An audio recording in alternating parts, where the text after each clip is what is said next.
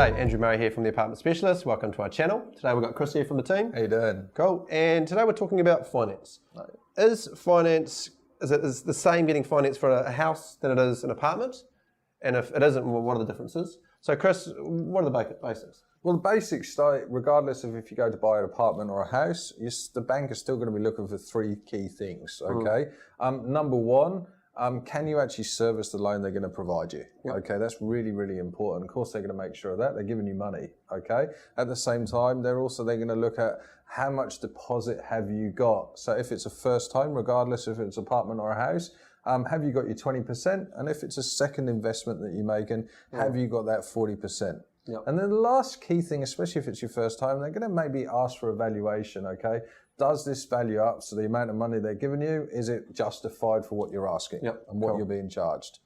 Yep. And now comes the complicated bits. Yeah. There are differences with apartments, and there's four main factors. I'll hit up with the first one is every bank actually has a risk profile, and they see a block of apartments as a risk. Yeah. So when you've got, let's say you have a building with 100 apartments in it, the risk profile of all the major banks is 20%.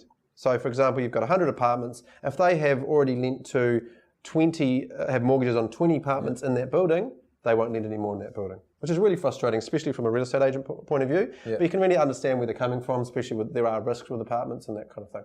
So that's the first one. The second one another one is size. Sizes, 100%. And sizes is something banks are always changing depending on their situation and how they view the market. So this year they've actually got a bit tighter. So they've stopped lending on apartments under 40 metres squared. Okay, no cash there unless you've got lots of assets. Okay, and then a certain bank, actually started on lending 40 metres squares at the beginning of the year, and they have gone all the way up to 65 metres squared. That's a big change. It's a big, big change. It certainly is, especially if you then look at the pool that you can actually buy through 60 metres squared, 65. And then you've got banks currently in between, that will lend on 40 metres squared, 50 metres squared. But like I said, that's at the time of filming. That can be different positively or negatively in a couple of weeks' time, a couple of months' time. They're always changing. Yeah, so the key thing is that's where I think the difference between getting finance for an apartment versus a house is you don't just go to one bank. No. It's actually best to go to a broker because then they will point you in the right direction of the bank that suits the apartment you're trying to purchase.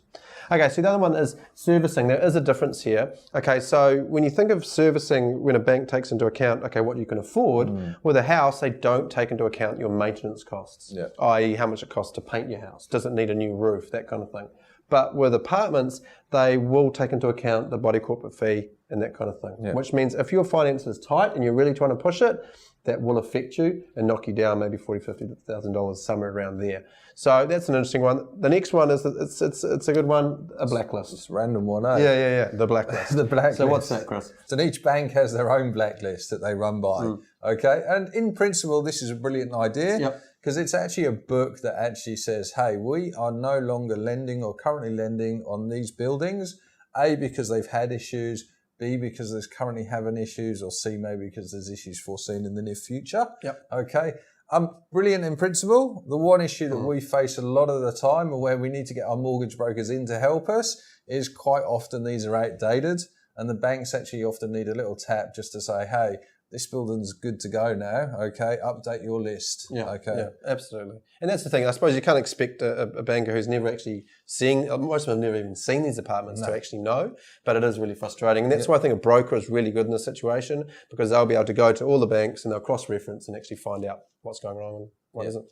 Okay, so if you've got any questions from today, and I'm sure there will be a few, put them in the comments below.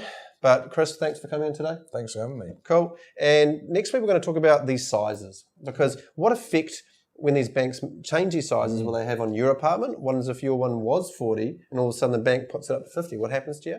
And why are the banks doing this? So it'll be an interesting one. See you next week. Cheers.